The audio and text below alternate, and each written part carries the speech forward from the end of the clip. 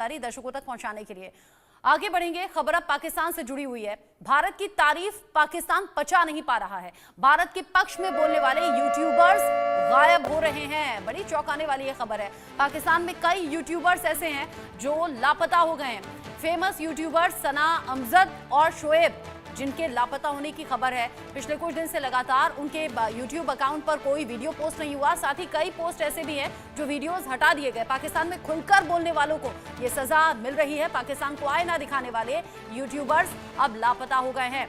2 हफ्तों से कई पाकिस्तानी यूट्यूबर्स हैं जिनके लापता होने की खबर सामने आ रही है। ये वो यूट्यूबर्स हैं जो पाकिस्तान सरकार से सवाल करते हैं। ये वो यूट्यूबर्स हैं जो पाकिस्तान की असलियत दिखा देते हैं। ये वो यूट्यूबर्स हैं जिन्हें सिर्फ पाकिस्तान नहीं बल्कि भारत और बाकी देशों में भी देखा जाता रहा है। काफी फेमस ये यूट्यूबर्स पाकिस्तान के जो अभी पिछले कुछ दिन से लापता हैं। करीब 2 हफ्ते हो चुके हैं जब पाकिस्तान के ये यूट्यूबर्स लापता हैं। सवाल ये कि क्या खुलकर बोलने की सजा मिली है, क्योंकि जानकारी कुछ ऐसी भी सामने आ रही है कि पाकिस्तान ने इन यूट्यूबर्स को फांसी की सजा सुनाई है। तालिबान जिस तरीके से परेशानी बढ़ा रहा है पाकिस्तान की, पाकिस्तान अलग अलग मुद्दों पर घिरा हुआ है। ऐसे में पाकिस्तान की तरफ से खबर बड़ी चौंकाने वाली। भारत की तारीफ पाकिस्तान पचा नहीं पाया। भारत के पक्ष में बोलने वाले यूट्यूबर्स गायब हो गए हैं। 2 जाने माने यूट्यूबर्स उसमें हैं जो काफी ज्यादा फेमस हैं। सना अमजद और शोएब का नाम इसमें सामने आ रहा है। ये खुलकर पाकिस्तान सरकार से सवाल करते रहे, पाकिस्तान के हालात बयां करते रहे और लोगों से उनके रिएक्शन लेते रहे। इस खबर को लेकर मेरे साथ में मेजर रिटायर्ड मोहम्मद अली शाह जुड़ गए हैं। मेजर शाह, ये बड़ी चौंकाने वाली खबर है और पाकिस्तान ने अपनी असलियत भी दिखा दी, अपनी हैसियत दिखा दी कि कैसे यूट्यूबर्स की आज़ादी भी छीन ली गई। और अब खबर ऐसी भी कि लापता हैं 2 यूट्यूबर्स। कई इनके ऐसे कंटेंट थे जिसमें भारत की तारीफ थी, कई इनके ऐसे कंटेंट थे जिसमें पीएम मोदी की तारीफ थी, कई ऐसे कंटेंट जिसमें पाकिस्तान सरकार से बहुत से सवाल थे। वो कंटेंट भी हट गए, यूट्यूबर्स के बारे में भी कोई जानकारी नहीं। पाकिस्तान एक ऐसा वाहिद देश है जहां पर कुछ भी हो सकता है, कभी भी कुछ। मेरे को ताजुब नहीं होगा वहां की खबरें सुन के, लेकिन अगर किसी को मनोरंजन चाहिए तो ओटीटी ना देखे, नेटफ्लिक्स, अमेज़न जो भी है वो अच्छे हैं, बहुत अच्छे हैं, मगर उनसे कई ज्यादा मनोरंजन होता है पाकिस्तान की खबरें सुन के। ऐसा कभी सुना है कभी कि यूट्यूबर को मौत हो रही है? क्यों? इसलिए नहीं कि भारत की तारीफ हुई हो, इसलिए कि वो असलियत बताए हो, इसलिए क्योंकि वो असलियत बताई है उन्होंने। अब उनके ऊपर पहले ये था कि मिलिट्री एक्शन होएगा, क्या होएगा। पाकिस्तान में तो सिविलियंस को तो मिलिट्री एक्ट के तहत ट्रायल किया जा रहा है और ये पहली बार नहीं हो रहा है पाकिस्तान के अंदर कि उनके पत्रकारों के को यूं गायब कर रहे हैं। पहले भी पाकिस्तान से कई सारे पत्रकार गायब हो चुके हैं। ये इतिहास अपने आप को दोहराता है, कहते हैं ना, तो गायब हो चुके हैं। कई पत्रकारों को तो मार दिया इन लोगों ने। तो ये इसमें कोई ताजुब की बात नहीं है। ये ऐसे है ही ऐसे, ये है ही ऐसे। इनको असलियत कहीं बर्दाश्त नहीं होगी। इनकी तकलीफ क्या है आपकी बातों में? इनकी तकलीफ ये नहीं है कि वो खुद अपने आप अपने देश के अंदर भुखमरी से जूझ रहे हैं, ना ना ना ना, या अपने दुख से दुखी है, ना ना ना ना ना ना। ये लोग दुखी हैं अपने पड़ोसी के सुख से, ये इनकी प्रॉब्लम है। तो जब कोई अगर पड़ोसी की बात एक्चुअली बताता है जो रियलिटी है, तो इनको लगती है मिर्ची। अभी हमारे पहले डिप्टी में एनएसए साहब थे, फॉरेन सेक्रेटरी साहब विक्रम मिश्री साहब गए थे अफगानिस्तान।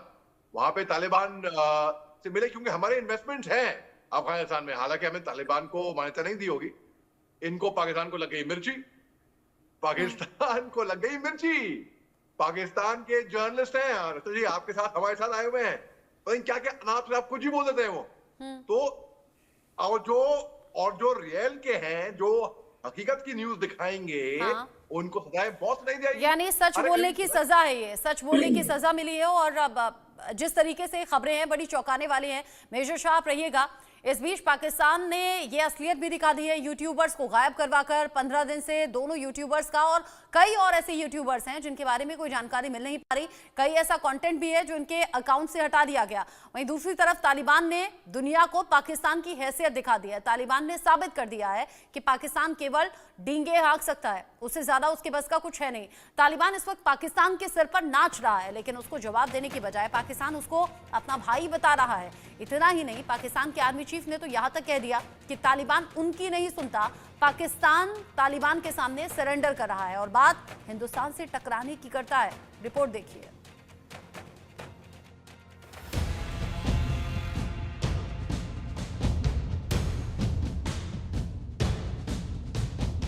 जिस पाकिस्तान के पास 17 लाख सैनिक, 3700 से ज्यादा टैंक, 1400 सैन्य विमान, 387 लड़ाकू विमान, 50,000 से ज्यादा आर्म्ड व्हीकल्स, 600 रॉकेट लॉन्चर, 2 विध्वंसक पोत और 8 पनडुब्बी हैं, उस पाकिस्तान ने हार मान ली है, सरेंडर कर दिया है, हथियार डाल दिए हैं, अपने पैर पीछे खींच लिए हैं, वो भी उस तालिबान के सामने जिसके पास महज 1,50,000 सक्रिय लड़ाके हैं। लंबी दूरी तक मार करने वाली कुछ ही तोपें हैं। केवल 3 लाइट एयरक्राफ्ट, बख्तरबंद वाहन और 14 हेलीकॉप्टर हैं, और ये भी उसे तब मिले जब अमेरिका ने अफगानिस्तान को अलविदा कहा। अमेरिकी सैनिकों ने अफगानिस्तान की जमीन छोड़ी, लेकिन इन्हीं हथियारों के दम पर तालिबान ने पाकिस्तान की नाक में दम कर रखा है, उसे लोहे के चने चबवा रखे हैं। हालात ये हैं कि पाकिस्तान को उसे अपना भाई बताना पड़ रहा है। पिछले साल टीटीपी के खिलाफ अफगानिस्तान में पाकिस्तान की एयर स्ट्राइक के बाद तालिबान की एंट्री हुई थी। तब से लेकर अब तक तालिबान पाकिस्तान को चोट पर चोट दे रहा है, उसे डरा धमका रहा है, अपना डर दिखाकर भयभीत कर रहा है।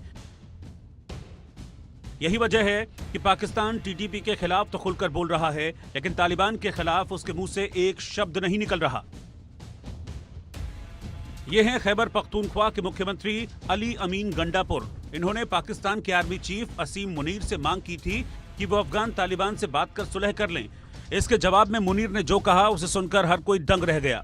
मुनीर ने जो जवाब दिया वो ये बताने के लिए काफी है कि पाकिस्तान की तालिबान के सामने क्या हैसियत है। मुनीर ने अली अमीन गंडापुर के तालिबान से सुलह वाली मांग के जवाब में कहा, तालिबान हमारी नहीं सुनता। सोचिए, एक देश का आर्मी चीफ ये कह रहा है, जिस तालिबान को उसने पाला पोसा, हथियार दिए, ट्रेनिंग दी, आज वो उसी पाकिस्तान की नहीं सुन रहा। तो क्या ये मान लिया जाए कि पाकिस्तान ने तालिबान के सामने पूरी तरह से सरेंडर कर दिया है?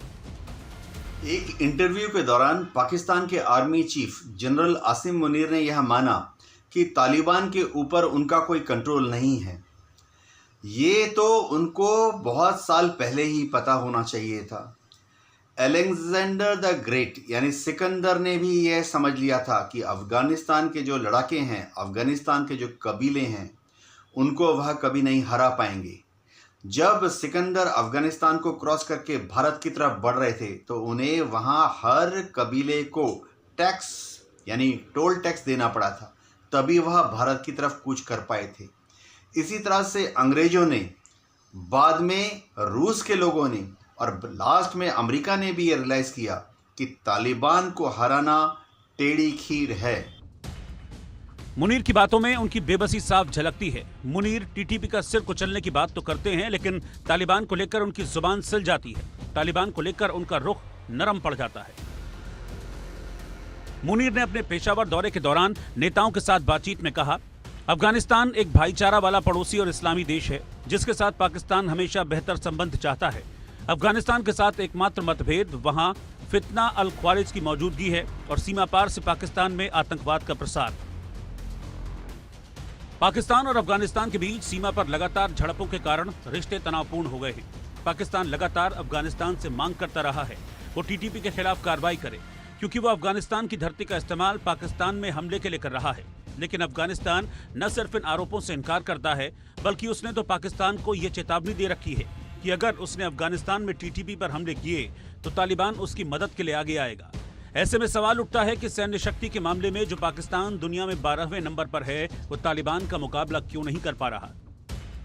अफगानिस्तान की जो जगह है, खासतौर से खैबर पख्तूनख्वा के आसपास की जो जगह है, वजीरिस्तान की जगह है, वो ऊंची ऊंची पहाड़ियों से घिरा हुआ है। वहाँ पे तालिबान के जो लड़ाके हैं वो पहाड़ी के ऊपर खाइयाँ खोदकर रिंग डिफेंसेस बना लेते हैं। पाकिस्तान की फ़ौज या रेंजर जब आगे बढ़ते हैं तो वह नीचे घाटियों से जो सड़कें हैं उसके थ्रू अपनी कॉन्वॉयज को लेकर आगे बढ़ते हैं। अब तालिबान के लड़ाकों को दूरबीन की मदद से पाकिस्तान आर्मी की ये कॉन्वॉय 5 किलोमीटर 10 किलोमीटर की दूरी से नजर आ जाते हैं। वह सही समय पर उन पर मशीन गन, आरपीजी या हथगोलों से हमला करके आसपास की पहाड़ियों में तितर बितर हो जाते हैं। जब पाकिस्तान की आर्मी इन तालिबानियों के ऊपर काउंटर फायर करना चाहती है और ऊपर देखती है तो उन्हें ऊपर पहाड़ की ऊंचाई पर कोई भी तालिबानी नजर नहीं आ रहा, क्योंकि वो रिंग डिफेंसेस की मदद लेते हुए इधर उधर पहाड़ियों में घुल मिल जाते हैं। ये एक क्लासिक गुरिल्ला टेक्निक है। पाकिस्तान सैन्य ताकत के मामले में तालिबान के मुकाबले कितना ही मजबूत क्यों ना हो, लेकिन जिस इलाके में उसका तालिबान के लड़ाकों से सामना हो रहा है वहां तालिबान उससे 21 साबित होता है। तालिबान के पास दुर्गम इलाकों में छिपने की क्षमता है। तालिबानी लड़ाके उन पहाड़ों और गुफाओं से हमले करते हैं जिनके बारे में पाकिस्तानी सेना को जानकारी तक नहीं है। ऐसे में पाकिस्तान के पास तालिबान के सामने सरेंडर करने के अलावा कोई चारा नहीं है। Bureau report, India news. जो हालात अभी पाकिस्तान के सामने बने हुए हैं और जिस तरीके से यूट्यूबर्स के गायब होने की खबर है, ये बड़े सवाल पाकिस्तान पर उठाते हैं, वहां के डिसीजंस पर उठाते हैं। मेरे साथ में मेजर शाह लगातार जुड़े हुए हैं, डॉक्टर इरशाद अहमद खान भी मेरे साथ में जुड़ गए हैं, नेता पीएमएलए जो कि सीधे पाकिस्तान से हमारे साथ में जुड़े हुए हैं। डॉक्टर इरशाद अहमद, ये खबरें दो बड़ी चौंकाने वाली हैं। एक तो ये कि तालिबान के आगे आसिम मुनीर सीधा ये कह रहे हैं, बड़े भाई की तरह मानते हैं, आपसे रिश्ते अच्छे चाहते हैं, लेकिन टीटीपी से आप दूरी बना लीजिए। अभी सुबह सुबह एक अपडेट और भी आया कि अलकायदा एक्टिव हो गया अफगानिस्तान में, टीटीपी को ट्रेनिंग दे रहा है। और ऐसा तो है नहीं ना कि तालिबान की रजामंदी या जानकारी के बिना ये सब कुछ अफगानिस्तान में हो रहा होगा। एक तो इस बात का जवाब दीजिए, साथ ही दूसरा, यूट्यूबर्स कहाँ हैं आखिर, ये फेमस यूट्यूबर्स जिनके बारे में जानकारी कुछ नहीं मिल पा रही। बहुत शुक्रिया जी। मैं आपसे ये अर्ज करूंगा कि जैसे कि अभी आप इंट्रो में बता रहे थे कि जी अपना जी बोलिए। मैं ये कह रहा हूँ कि आप जो बता रहे थे अभी हाँ। कि जी वो गुफा में चले जाते हैं और खाई में चले जाते हैं और पाकिस्तान की फौज को नजर नहीं आते। देखें, बहुत एडवांस टेक्नोलॉजी है पाकिस्तान के पास, अल्हम्दुलिल्लाह। पाकिस्तान की फोर्सेस बड़ी बड़ी ताकतवर फोर्सेस है और हमें इस इलाके का, अपने इलाके का एक एक चप्पे चप्पे का मालूम है, मेरी आर्मी को, मेरी एयरफोर्स को, मेरे इदारों को। तो आप इससे बेफिक्र रहिए कि पाकिस्तान की फौज के सामने कोई टिक सकता है और ना टिक सका ना टिक सकेगा। आप ये दूसरी बातें, ऐसी बातें मत किया करें कि पाकिस्तान की फौज जो है बिल्कुल इनके आगे घुटने टेक देगी, ऐसा नहीं है। टीटीपी से कोई चैलेंज नहीं है आपको? मैं एक बात बताता हूँ। मेरे आर्मी चीफ हाफिज आसिम मुनीर साहब ने परसों ये कहा है कि हम इंशाल्लाह किसी भी दहशतगर्द को नहीं छोड़ेंगे, कोई भी दहशतगर्द बचेगा नहीं।